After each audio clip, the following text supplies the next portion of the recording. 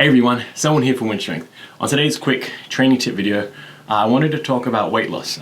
I'll be undergoing a little bit of a mini cut. Summer's right around the corner and I don't like doing drastic weight loss changes. That's just my personal preference. I like to do a bit more gradual declines, whether that be gaining or losing weight. So probably be around March or April when this video comes out, and obviously summer's in America anyway is June, July.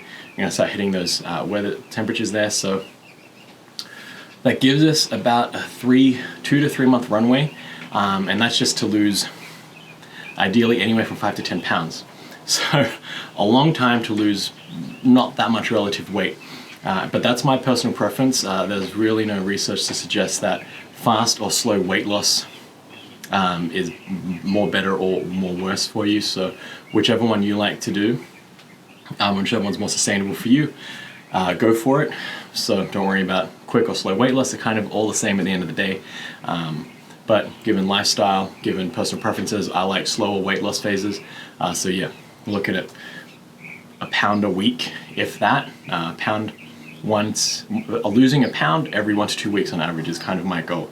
All that to say is, one of the things that helps me a lot when I undergo these weight loss phases is to simply reduce liquid calories other than protein shakes. And the reason I love protein shakes as a little leverage tool is I like to drink them before I have my big meal, and that's generally going to be dinner or lunchtime depending on the scheduling.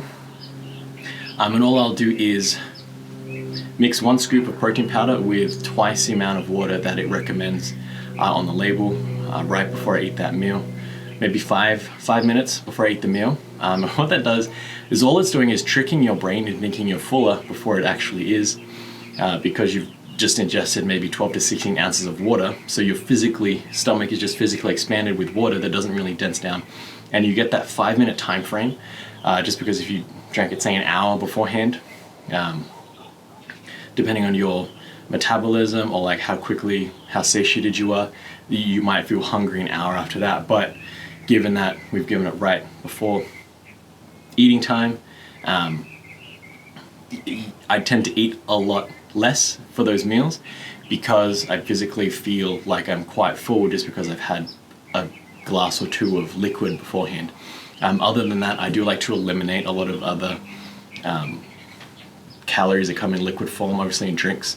So like no sodas, coffee creamer kind of gets reduced a lot, so I'm only adding half of what I normally would. Caffeine consumption will increase. That's my personal preference, just because I find that when I'm reducing my calories, I don't feel as energetic as I normally do, and that's kind of a natural response. When you decrease your energy intake, your body's not going to want to move as much as it did because you have less energy to burn. So it's trying to conserve energy there. So these little things, you kind of want to fight the body's natural mechanism for homeostasis.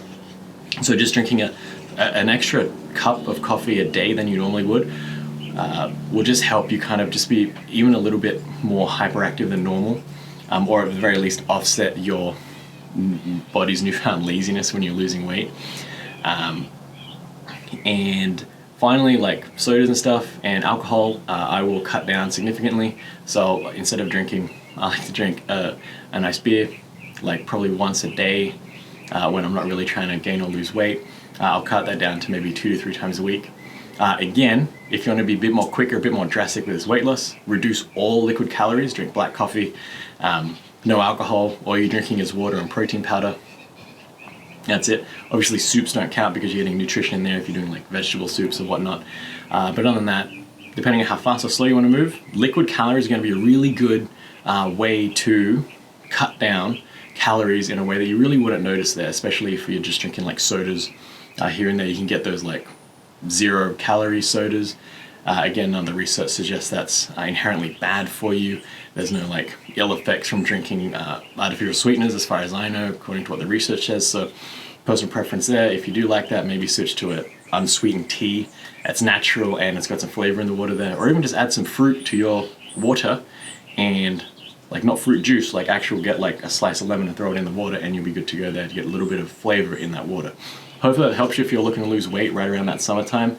Again, I like to take my time losing that weight, just because it does help with those adjustments, and it still allows me to enjoy some of the food and intake that isn't necessarily conducive to weight loss. This has been Selwyn from WynnStrength, and remember, a better life through strength.